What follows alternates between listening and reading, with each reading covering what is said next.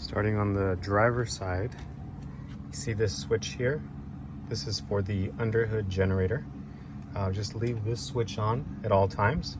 That's going to ensure that the batteries in the back that power the whole van are going to be kept at a optimal level. So if they drop below a certain voltage, the underhood generator will automatically kick on to protect the batteries and recharge them. You'll know it's on because the engine will be running, even if you're parked at a campsite.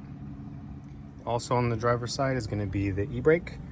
The only reason I bring this up is because these are captain seats, and down here, this yellow tab, if you pull this up, it allows you to twist the seats to face the other way. But if this e-brake is up, it won't allow you to do that. It'll block it. And I have heard horror stories where someone will try to turn this seat while the e-brake is up. They snap the brake and then trips over. You also notice the vehicle height here listed at 9.5. It's actually closer to 10 now because we've added the roof top AC. So no parking garages or drive-thrus because you do risk the chance of damaging the top of the van. On the same driver's side, you're going to have the gas tank here. Regular 87 gas is just fine. Another thing to note about gas, when you guys are putting gas at gas stations, just be sure to look out for any poles because we've had 2 renters hit the van right there on poles at the gas station. So just a note. Moving along to the passenger side, down here we have the propane tank. The propane is going to be used for anything heat related. To turn on the tank, you're just going to open the valve here. Usually whenever you're at a campsite or parked, and then you're going to close the valve before driving anywhere. So right now I'll leave it open because I'm going to show you guys a couple things that will require the propane to be on. This one's going to unlock the 2 front doors, and this one will unlock the side door and the rear hatch. And the middle one, this locks the entire van. Then to open here, you'll notice the power step will come out.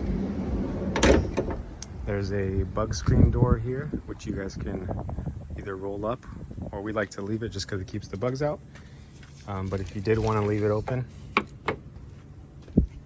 you would just, the magnets would stick to the sides like that, and you can leave it open that way. Then coming inside here, you're going to turn around and you'll notice all these buttons. These 2 are the power buttons for the lithium batteries that power the entire van. You'll see the blue light indicates that it's on. So you're going to want to leave these 2 on at all times. That just allows the batteries to recharge while you're driving, and it also allows you guys to have power on while you guys are back here to power like the lights and the outlets. This panel is the heating panel. So if you click this with the propane valve open, you can actually heat the van at night if it happens to be cold where you guys are going. And with the propane on, you would click this and then set the temperature that you wanted it to for the night, and then you set it that way. Give it a few minutes and then you'll hear the heater kick on. And then when you're not using it, turn it off. This one here, the thermometer with a little water symbol, that's the water heater. So same idea, click this. There's eco, hot, or boost. Either one will work, and you're gonna wanna use that if you guys happen to wanna take a shower or just want hot water at the sink. These 2, you're not gonna worry about it. You won't be needing to use those during your trip. Now on to this panel, there's no patio light, so that's not gonna do anything. Water pump, this is, you would switch this on whenever you wanted to get water pressure to either the sink or the shower. Before switching the water pump on, you're gonna wanna check to make sure that there's actually fresh water in there, in the freshwater tank. To do that, you're just gonna press this button here. So right now there's about a third, which is fine. The main thing is we wanna check is to make sure that it's not empty. You don't wanna run the water pump when it's empty because you risk damaging it. So since there's water in here, I'll switch this on. And you may hear the water pumping below your feet. And at that point, you now have water pressure.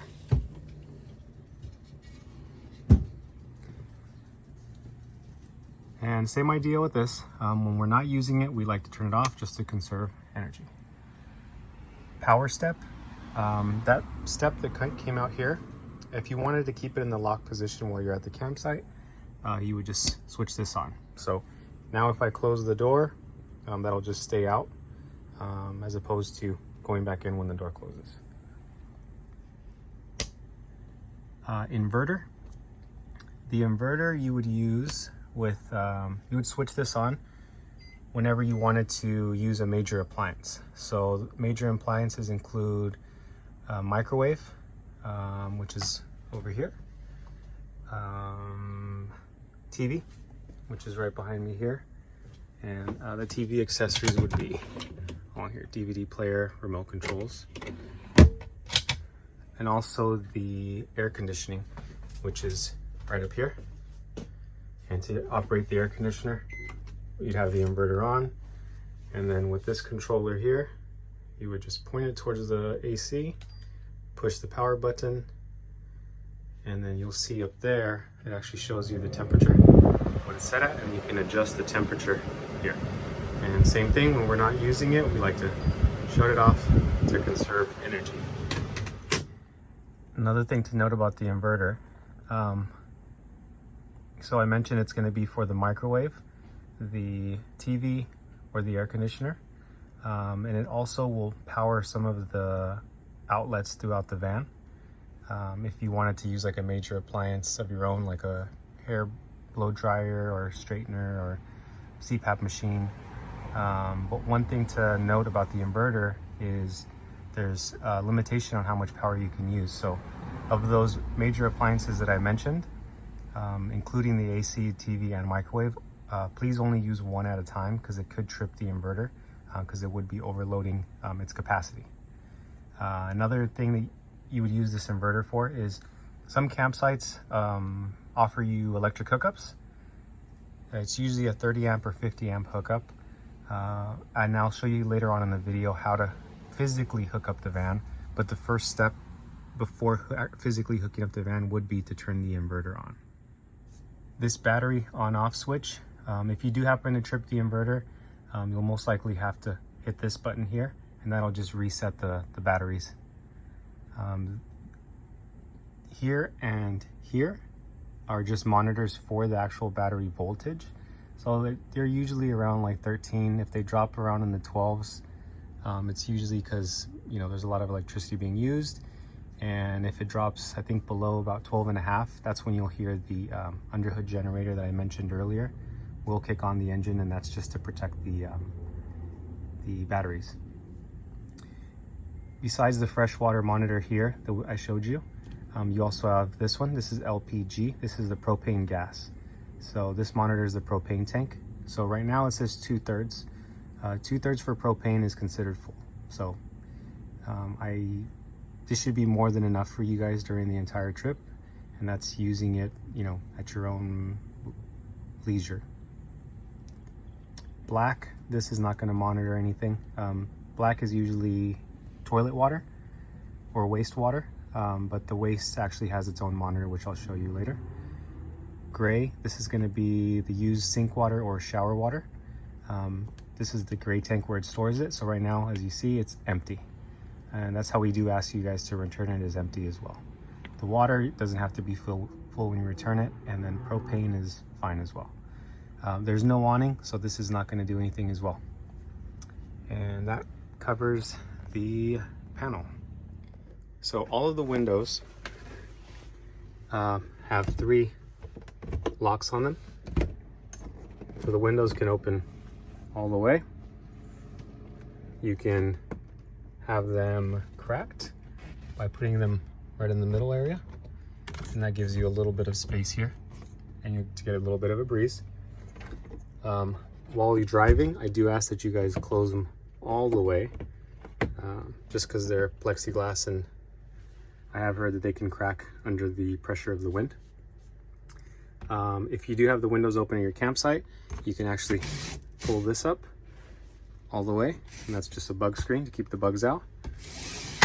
And then the top one for nighttime when you guys are ready to sleep, you can close this, and there are blackout shades, and that's just to prevent anyone from seeing inside. Now moving on to the cabinets, you'll notice all of the cabinets here have this little button on there. That's just a lock. While you're driving, just make sure that it is in the lock position or else all the cabinets will fly open. And you'll see various spices and cooking supplies up here, which you guys can feel free to use as much as you'd like. Down here in the first drawer, we have your eating utensils and cooking utensils and cleaning supplies. There's also a few matches and some fire starters that you guys can feel free to use. And then on the second one, you have tea kettles, plates, bowls, some coffee, food covers, garbage bags. And on the bottom one, you have more cooking supplies. So you have pots and pans, AeroPress coffee, oven mitt, drying rack, and more garbage bags. Here you have more storage in there.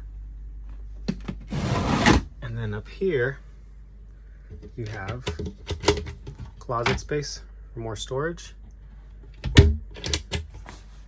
Up here above where the TV was, I already mentioned you have your DVD player here.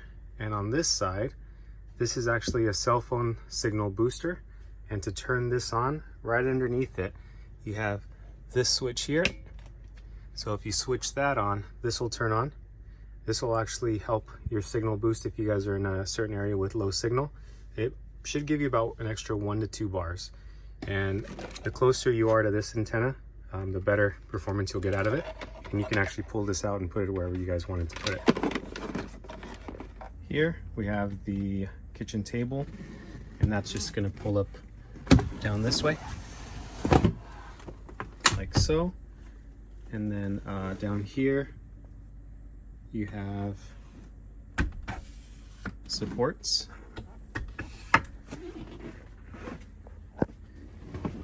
And then this will open up this way, like so.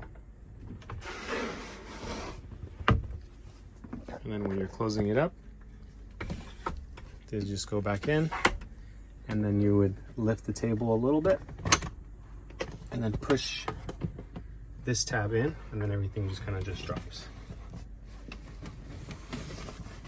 Down here below the table, you'll notice there's a little charging area here. And this is going to be always on with or without the inverter on. That's just a little USB plug, 2 USB plugs that you guys can use to charge phones, laptops, iPads. So you'll notice that there's also a window up here.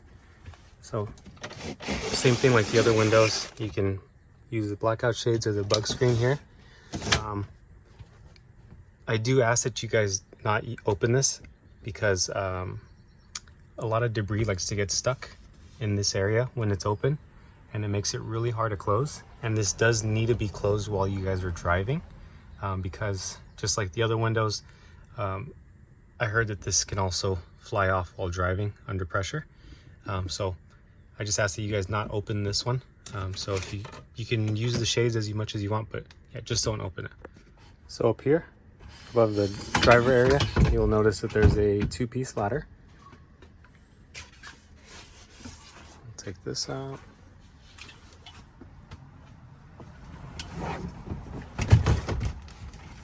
Here's the 2 pieces.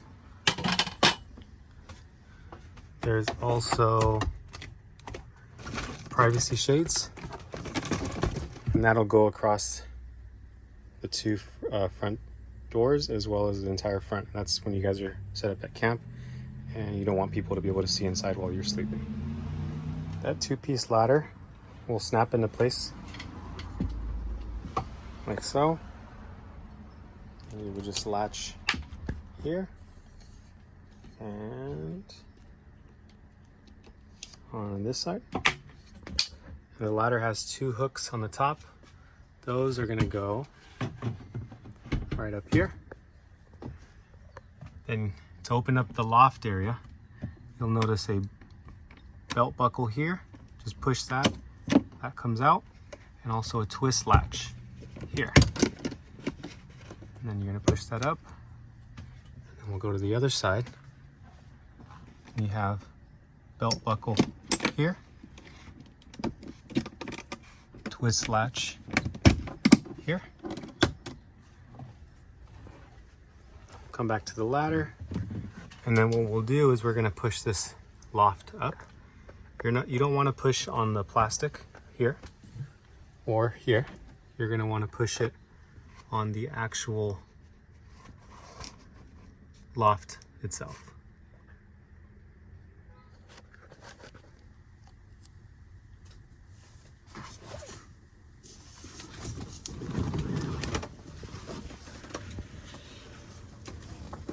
So you'll push that up like that. Now if you come up here, you'll see the loft area. There's windows on both sides. This is here in the front. And then when you bring down the loft, you're gonna pull these red tabs in. And that's just to bring in the tent material. And you'll pull these down slowly. And about halfway, I like to pull on the red tabs a little bit more, just to make sure nothing's sticking out the sides. And then that just slowly drops. And same thing in reverse when you're locking everything up. You have the twist latch. And then you have the belt buckle.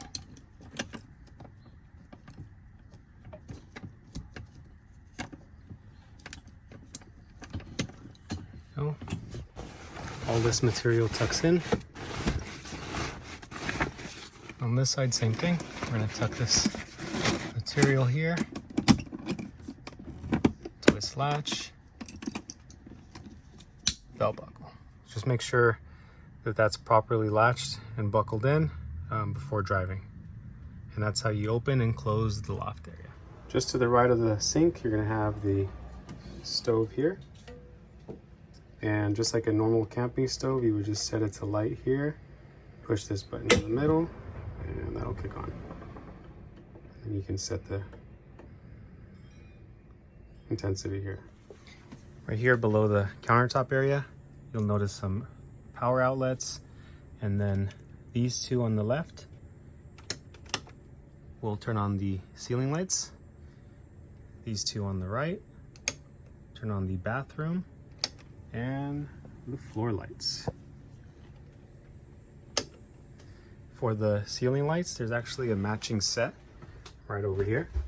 So if you guys are in bed already and you want to shut off the lights, you can shut them off that way. Microwave is pretty straightforward, just like any other microwave you'd have at home. Down here you have the fridge. And the main thing about the fridge is, and little freezer area here, is you open this, and then down here you have the settings. If you needed to make it cooler, you can adjust that here. In the bathroom area, you have a sliding door here, and you have a sink. And if you wanted the sink to go down, you would just push this down here. The sink would drop down.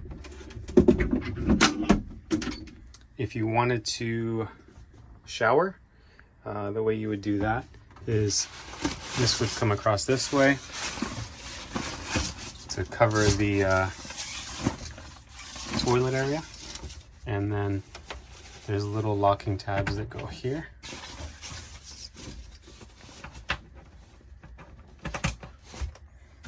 And then you would pull this through, and that's how you would use the shower.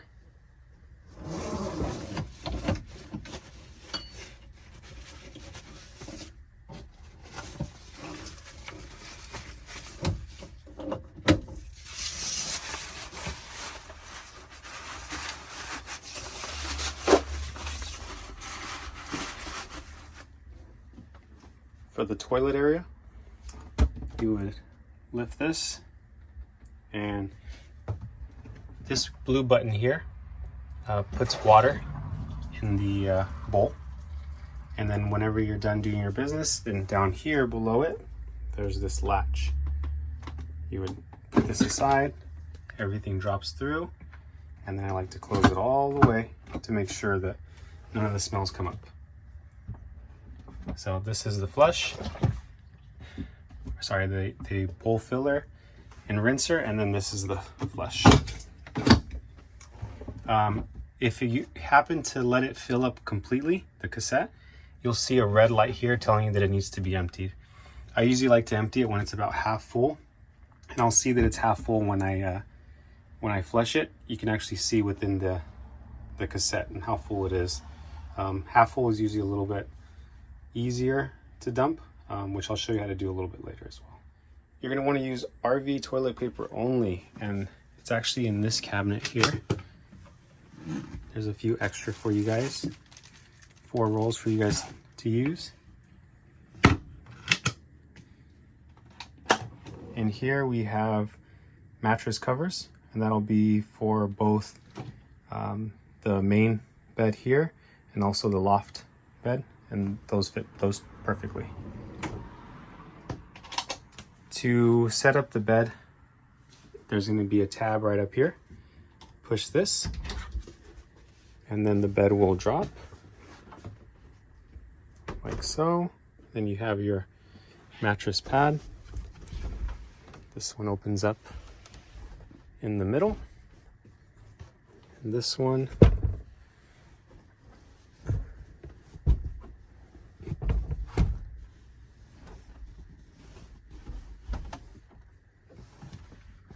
fit like so. Mattress cover goes over that, and to fold it up, just same thing in reverse. This bed can be down while you're driving as well. We like to set it up once and then not really worry about it again. So we leave everything down and set up while we're driving from location to location. And we like to keep all of our luggage or things that we're bringing just under in this area here. You also have a storage area down here.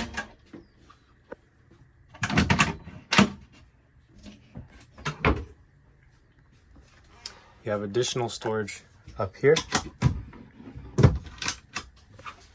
as well as this side.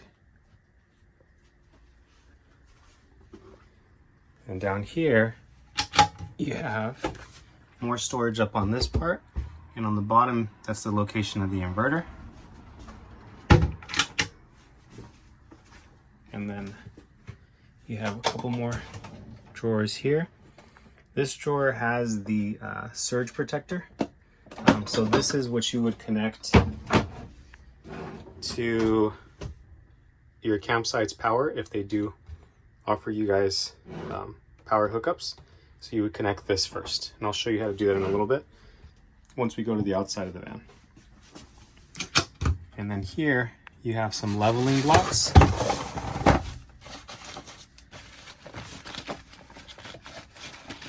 Basically, they're just like Lego pieces. Get this open.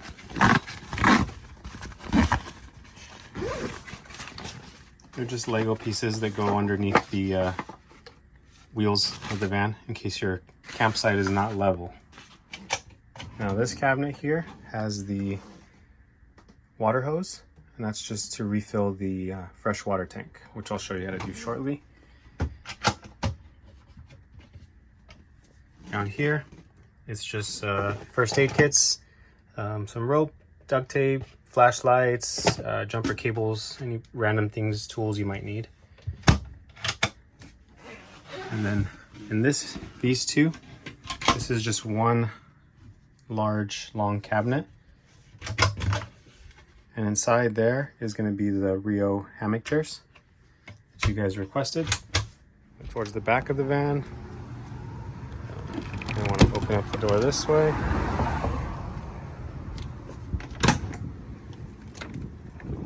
So that opens up like so. And up here, you have another bug screen that can go all the way to the bottom.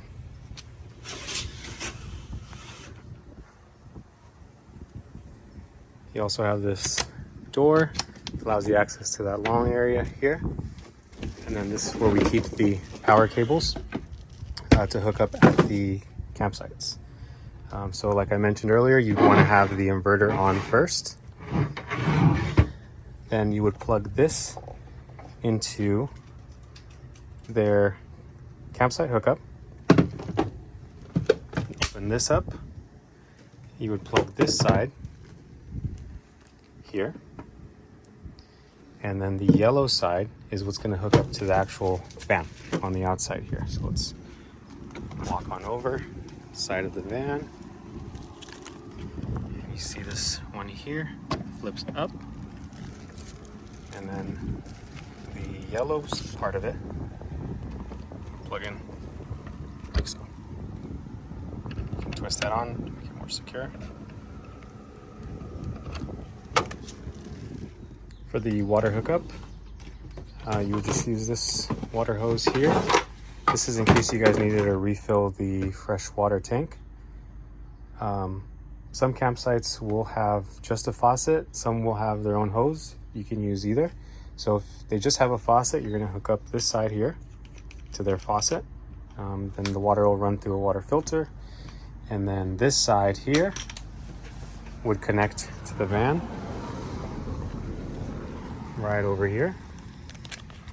And the way that's going to hook up is you would just twist this.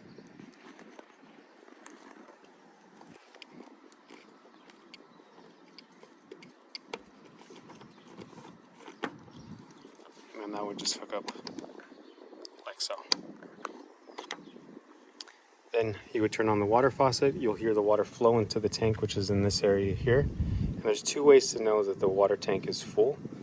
You can either go inside and check the water monitor, or you'll actually hear and see water overflowing here. So if you hear water overflowing, that just means that the water tank is completely full and you can shut off the water. Also on this side, you notice this little door here.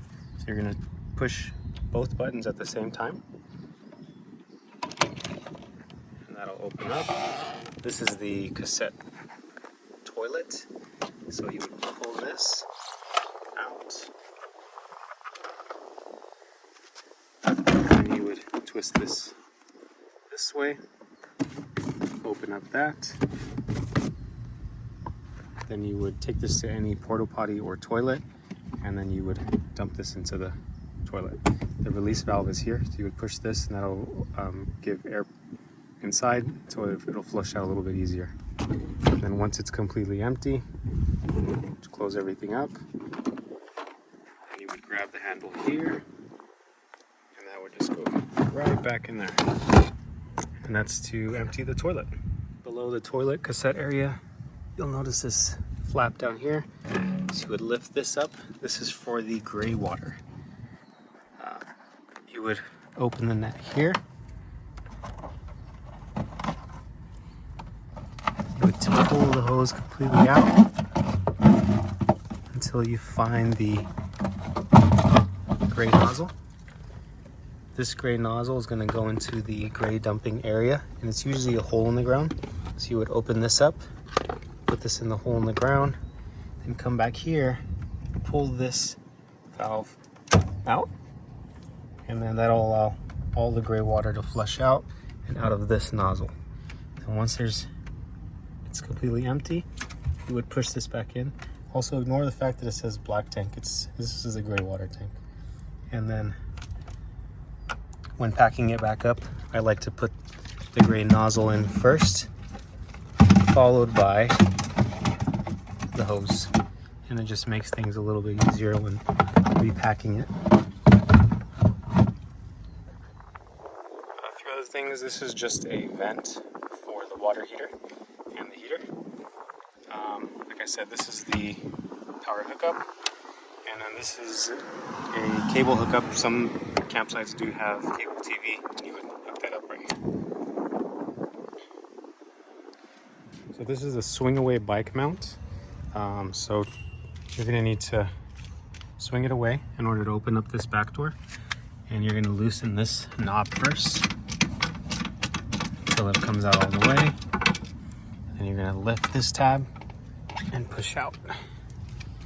And now this will swing open like so. And then you can open your door, but you will notice that it does hit slightly. So that's about the max that you'll be able to open this door. But this one will still be able to open up completely. And to close up the bike rack, I'm just gonna pull this up and pull this out this way. And you gotta release this part there. And that just locks into place here. And then you're just gonna come back here and twist this part back in.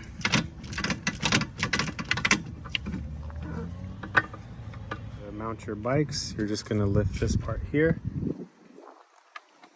then pull the arms up. That'll lock into place here.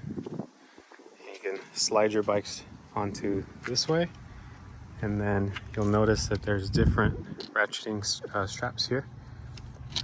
So these will go off across the top bar of the bike, and then I believe this one down here will lock onto the stem of the bike here. And you can do that for up to 4 bikes. We found that 2 adults and 2 kids is usually about the max, or 3 adults. And then you'll notice back here, there's a lock. You would loop these through the bikes, and then right here on the right side is the actual lock, right there. And then the key for this is on the keys itself. It's just the only other key on there, and that's just gonna release. I'll also leave this folder for you guys on the front seat. This just kind of covers, has instructions for everything that we've kind of covered throughout the video on how to do things. So you guys can always reference back to it if you don't have access to the video, or you forget anything, just want to look it up real quickly.